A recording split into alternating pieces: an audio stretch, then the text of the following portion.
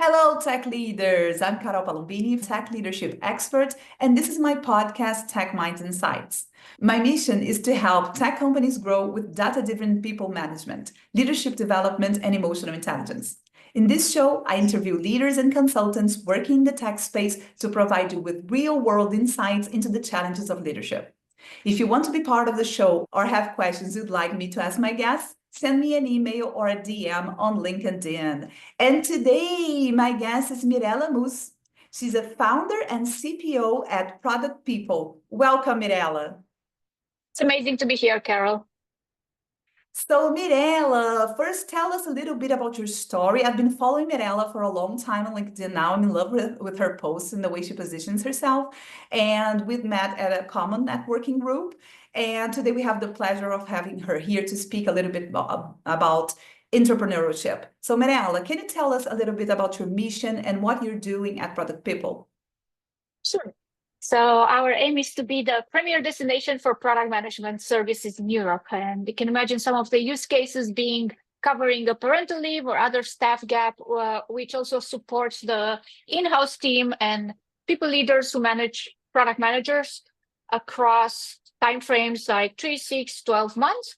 And other times our intervention is outcome oriented, either in a post-merger acquisition setup where we can help harmonize the digital product portfolio, or can bring in best practices from product ops or program management, which we have observed across market leaders that we've already worked with.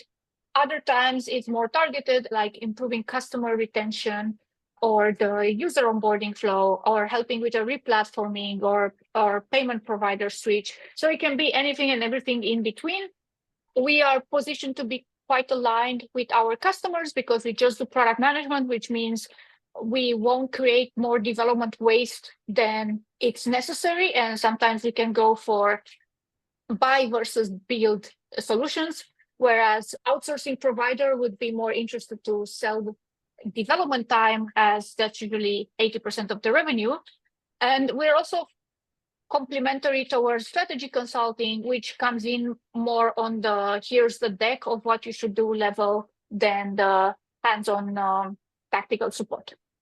Well, that's amazing. And we're talking about this interaction between tech leaders that are already working there and they're designing their product. And then comes this team from the outside, and we're here to help. How do you usually find this kind of acceptance among tech leaders who love to code and who love to be the designers? It's pretty good. It depends also on what they experienced in the past, because we cannot control how they've interacted with previous agencies. So there are two schools of thought.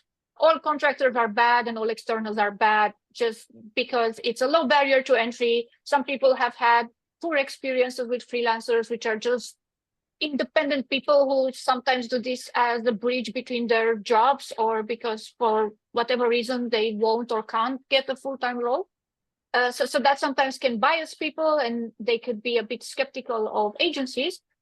The best acceptance we get from clients or people we've already worked with, because they know what they're getting themselves into, they're enthusiastically buying our services, and they know the extent of our capabilities as well as our limitations, because you can't find an agency that's best at everything. So that's why we decided to just be the best at product management and not do something else. And of course, we could stretch ourselves to do product ops and program management, as this is many times overlapping with product, especially in larger organizations or in companies that are figuring themselves out. So if you are a leader and you are in this position that you have to decide, either I will design this product internally or I will use existing tools and existing systems, what do you usually see as a challenge? Can you give us an example of something that had happened to you and how you helped them to make this decision? Sure. So I would start by saying that it's great to have an in-house product management team. We don't see ourselves as a 100% replacement of this, more as a complementary for either knowledge gap or just tactical support or short-term surges. So if you're in a 0 to 1 scenario, I would rather advise that the founder should be doing product, or at least one of the founders. When you've achieved some product market fit or have a very clear idea what you'll be doing for the next 3, 6, 9 months, then you could get external support for us, because it will be adjusting on something you've decided on doing and also helping you shape that up. But I wouldn't rely on externals to help you completely figuring out your company. And I know there's this trope where you have your 23-year-old from McKinsey that comes in and says to Fortune 500 companies, here's how you should decrease revenue or increase cost. My assumption is that most companies know what they want to do. Sometimes they need external validation. I don't believe in the trope where someone is sitting completely clueless and just comes up with the idea, sure, I'm going to get a 20-something-year-old from McKinsey, BCG, Bain, and they're going to tell me exactly how to run the company. So I know people joke about that, and this is not what these CEOs are buying. They're buying either alignment on something that they already want to do, but no one wants to do the legwork and the emotional work of sorting out the feedback and feelings and just getting everyone on board with something that they already wanted to do, putting a nice deck together that tells a compelling story and so on. That I see the value this type of consultancies bring, and sometimes maybe helping shape up a little bit a rough idea. In that way, we are also similar with product management. It's not like we come into a company and we're completely pivoting the strategy. That company already knows what they wanted to do, and strategy is not something that changes every quarter. So our impact there is either be around for a few quarters or even longer, but we tend to build this partnership over a period of time. But most of the time when we arrive there, we're the result of something happening. And that something was pressure from the board over certain initiative that got stuck. Different staff attrition, either temporary via parental or sick leave, or permanent via resignations or contract terminations. So there's something already in motion. There's some damage control to be done. There's some work to be caught up on. There's a knowledge loss that need to be prevented, and reincorporating that and figuring out how things work into the company. So I would argue that you get an external and they're going to tell you how to be the next Amazon or Airbnb or OpenAI. It is an unreasonable ask.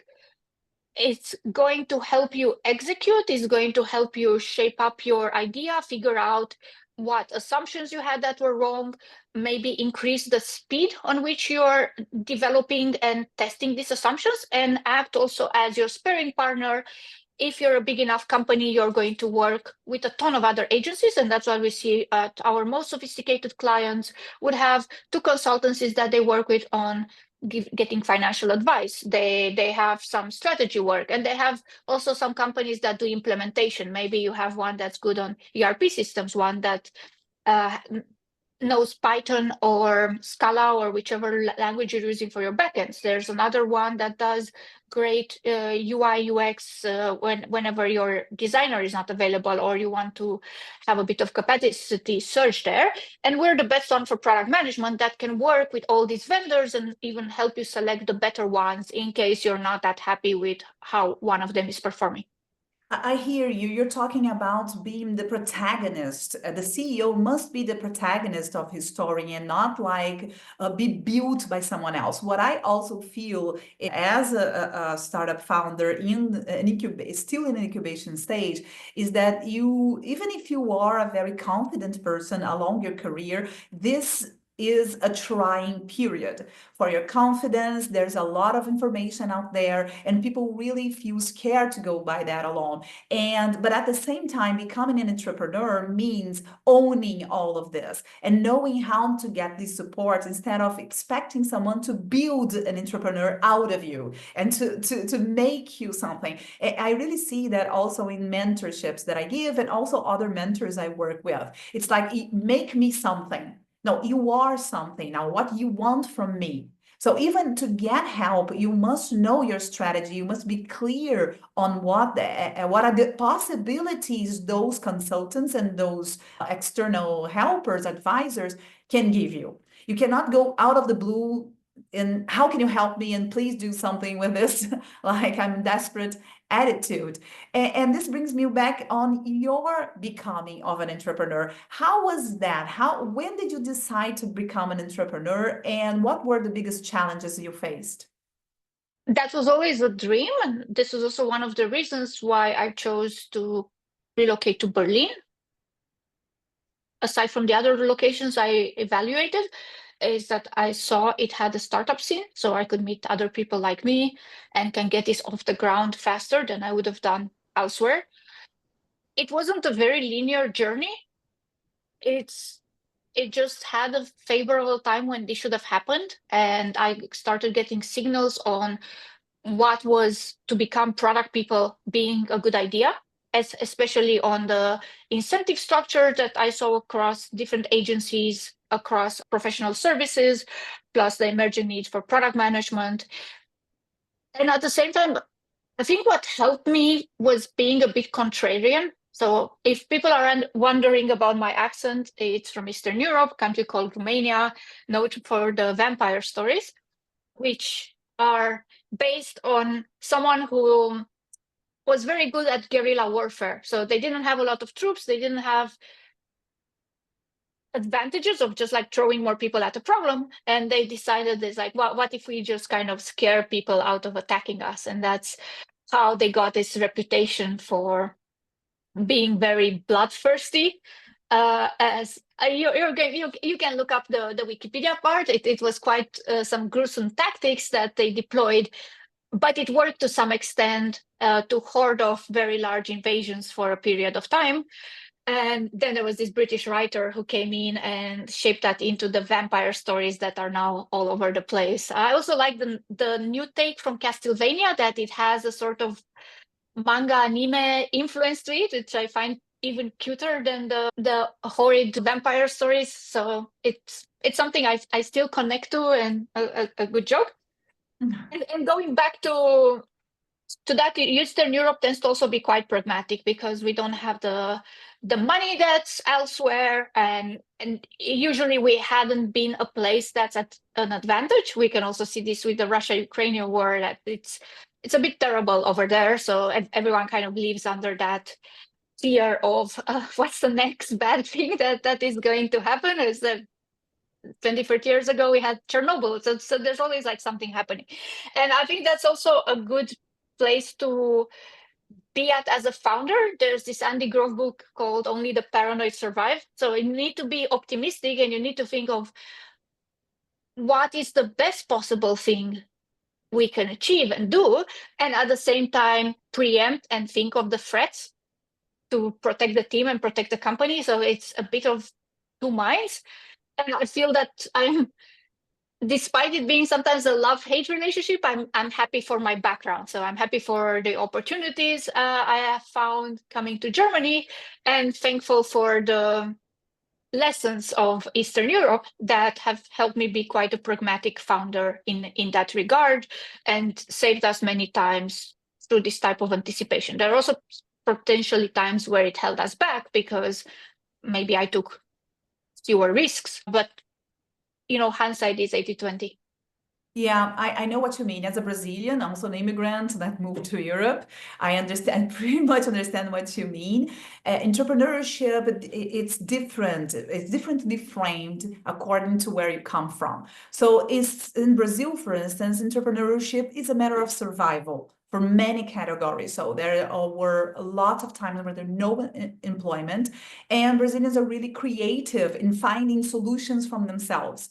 And it also happens to women after a certain age. So it seems like if you reach like the 40s, you're not like company material, organization material anymore, or either you start seeing your career move back and you are only getting worse positions, or you move to entrepreneurship.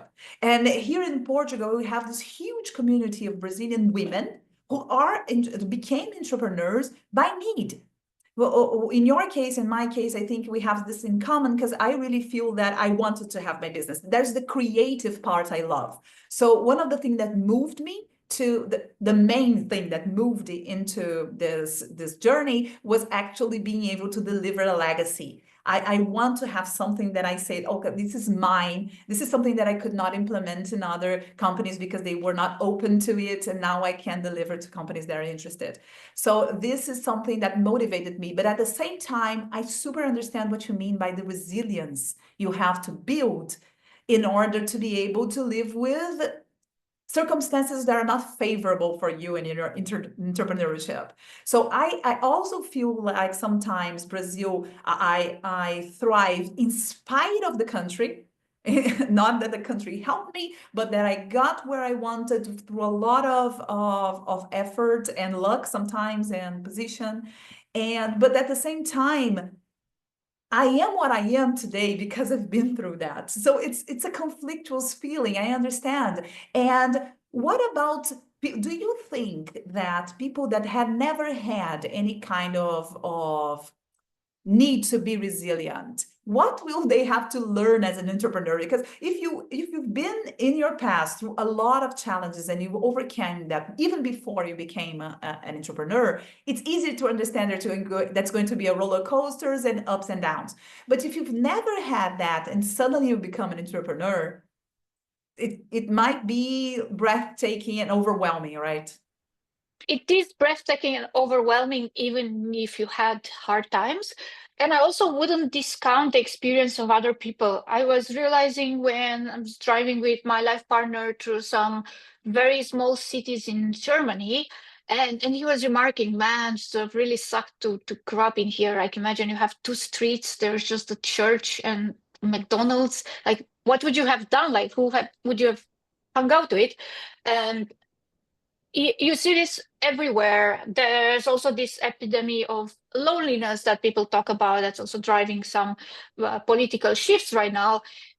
It's probably as bad as growing up in a developing country to also be in a developed country, but not in one of the bigger centers, because you don't have a lot of role models. You need to get out of like a very small city and push yourself and to get into the bigger one. But where you may have more opportunities, you may have more interesting people to be influenced by.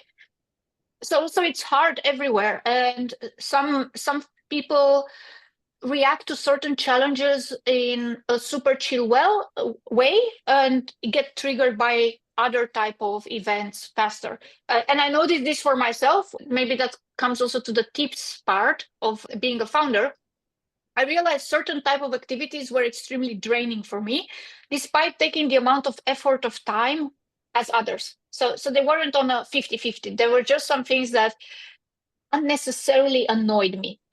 And I would procrastinate them and I would do them poorly, and it would just like create a lot of frustration because it didn't get well done. And I would have done a lot of other things that would have been more difficult or even more time intense, but I took more motivation and pleasure from doing them.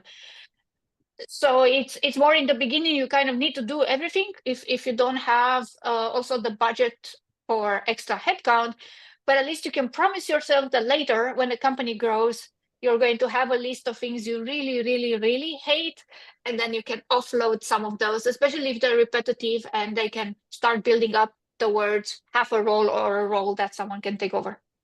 Yes, exactly. I think you're touching two main points there. One is that what should you delegate and what should you keep doing? Like you understand that you have to do a lot of things at first, but then you have to know what is strictly necessary for you to continue doing and for others that and different things that others could be doing. But I want to go back to the self-awareness thing. One of the things that I noticed the most in our previous conversation, during this conversation, is you have a lot of self-awareness. You understand how you work and what works for you. And that's where I usually fight these leadership gurus who usually tell you have to wake up at 5 in the morning, or you have to have a journal, or these have-tos are usually ways of people saying like, this worked with me, so it's going to work with everyone. And that's not true. You know, I'm in my research about habits, I ran across a very interesting research about students who have to, what are the most efficient students in preparing for a test. And usually the ones that are more efficient and get better grades, usually they do two things. First, they study with people that are more, they think they're more intelligent or as intelligent as they are, not their best friends. And second, they usually take away all distractions. Either they go to a library or they go or they check out from the internet and things. And they usually use a very boring notebook with only the lines and something like that.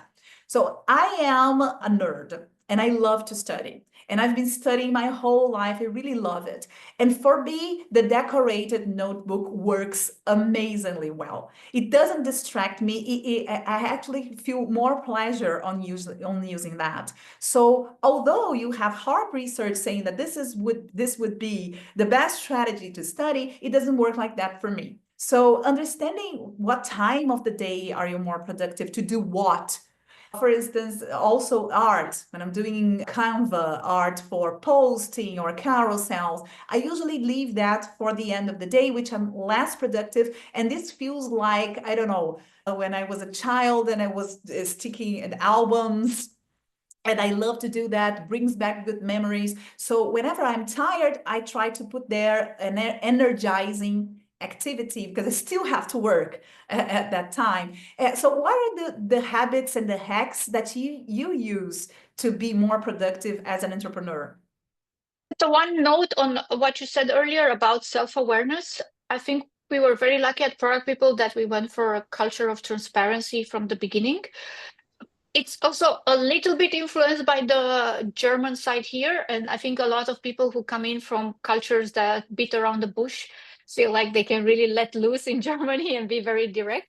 And some of our early hires were not Germans, but really leaned into this approach. It's like, okay, I'm just going to download what's on my mind right now, unfiltered, which it sometimes led also to like, some funny conversations, which we later tweaked over time where we're dealing with more junior people or outside of extended leadership team. But that's helped me quite a lot of getting very direct and abrupt feedback because the iteration speed became very fast and it made me reflect on certain ways I was doing things or certain ways I was presenting myself. Then for the hacks, I don't have a lot of hacks. So someone I admire when asked like, oh, how do you do this and that sounded very hard, he said, I suffer. And so sometimes you just need to do this and take the hardship without being miserable and then figure out, is this a recurring type of problem? And what kind of problem is it? Is it a problem you can kind of solve, or is it an adaptive problem? You do something and then the problem shifts or morphs and then you need to do something more. And that helps a lot. I like your tip about figuring out which type of activities energize or drain you and then putting those in your calendar tactically. This is also one of the tips I've encountered in the Scaling People book, where the advice is to track your calendar and say, okay, at the end, how was this day? Was this a very bad day? Was it a very good day? And then have this mark over a few weeks or a month, and then look back what happened within that day that made it a good or bad day, or a energizing or energy draining type of day at the end, like not letting you sleep well at night or so on. And based on that, you can reflect what would works for you. On the schedule side, I varied between waking up very early and just like waking up just before my meetings.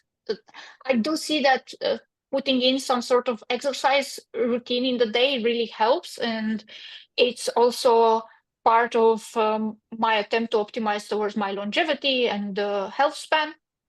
So it's win-win on both sides. But then again, see what works for you. Some people squeeze that into the morning, others do it in the evening. Trying to also minimize decisions. I know there's a lot written around that. So I have an article on how my whole wardrobe is in one color, and I have just 3 types of outfits that I wear. So it's either a dress or a sports outfit, and some layers because I live in Western Europe and we have multiple seasons, so I need to have like something extra for autumn and winter and so on.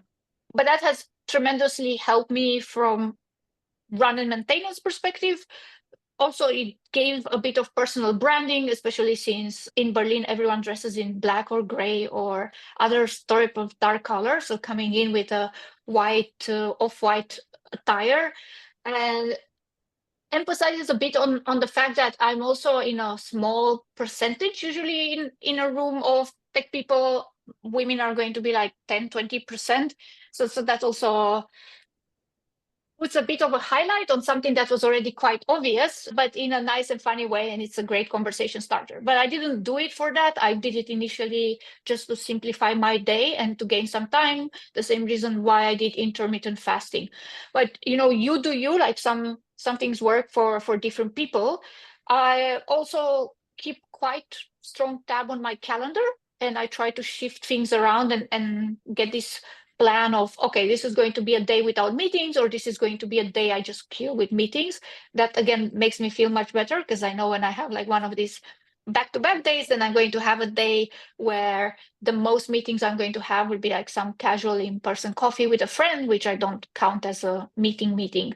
And then from a productivity perspective, I like also the 2-minute rule. I think I've encountered this in the Getting Things Done book, where if something would take you longer to put it on some to-do and figure out in which cluster of your to-dos to put it in, rather just do it that on that moment. And sometimes people would see me typing during calls because it's like, oh, you need to ping this and that person, or we need to set up a follow-up meeting. Well, I'm just going to clone that calendar invite and do it right now, or I'm going to send a Slack message or an email to that specific person, and then I just don't need to think about that anymore. So it's again part of the optimizing bandwidth towards things that matter.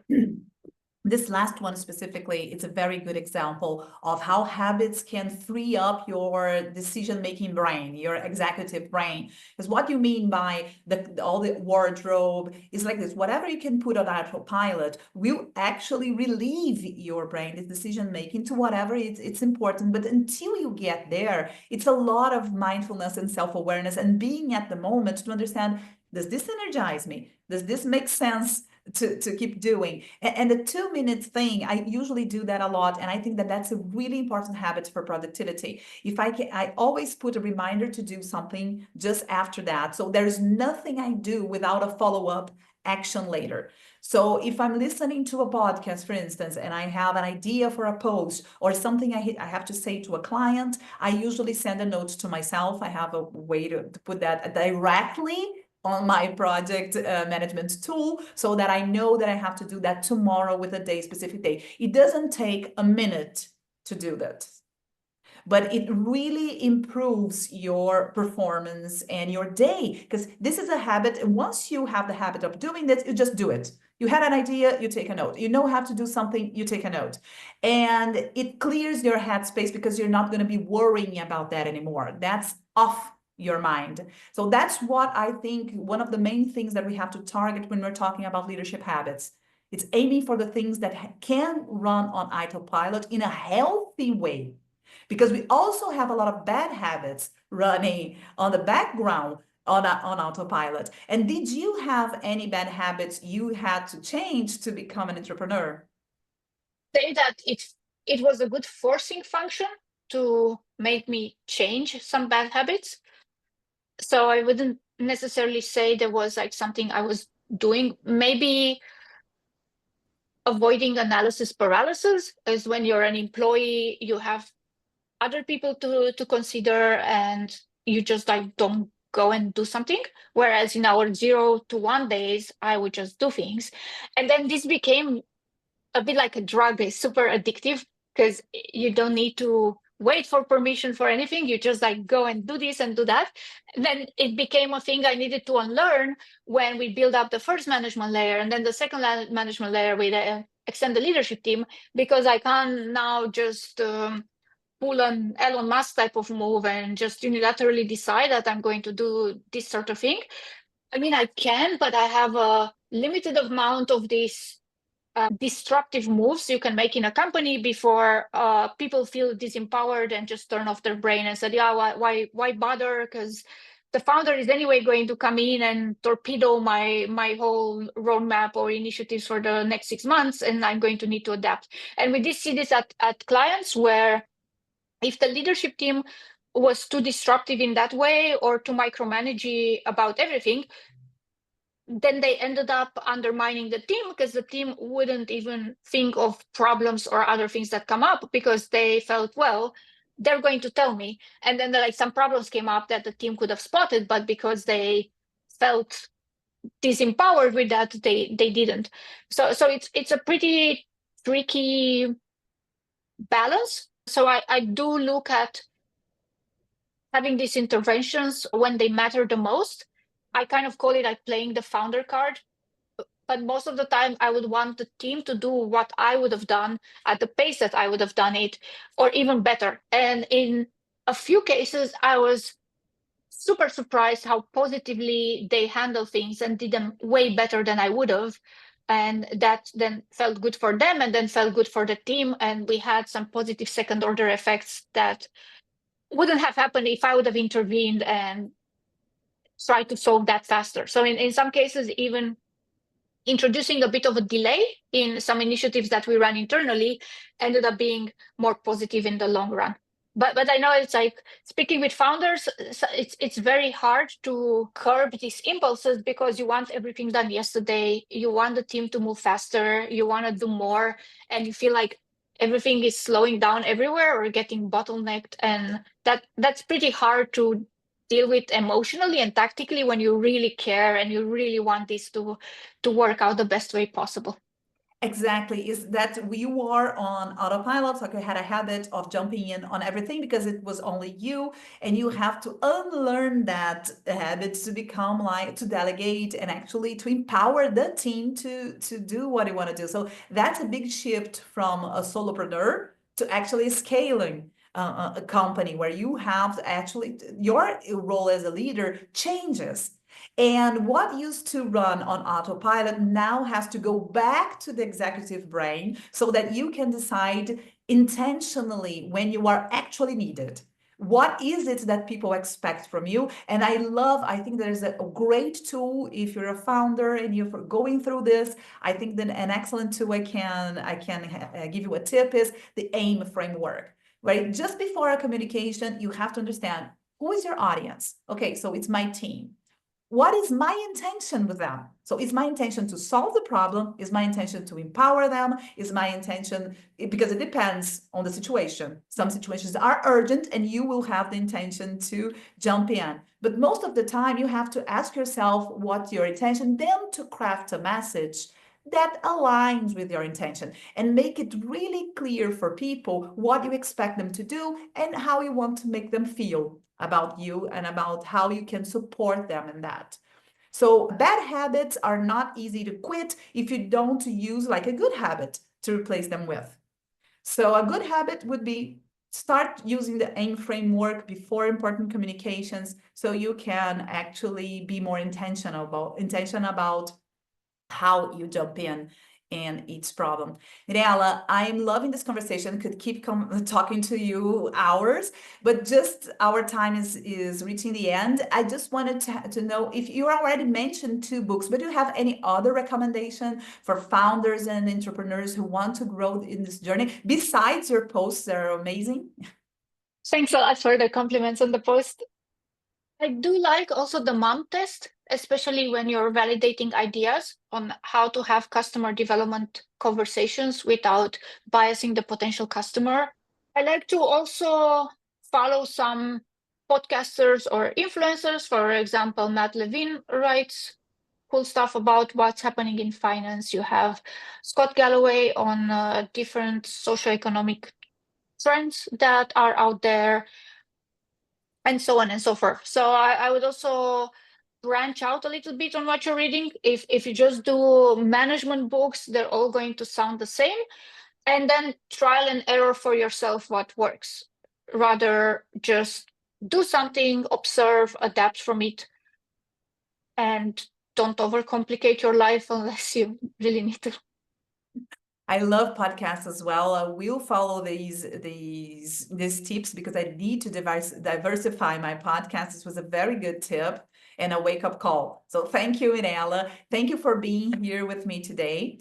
And if you're watching this podcast and you want to be part of the show, just reach out to me or I'll see you on the next one. Bye.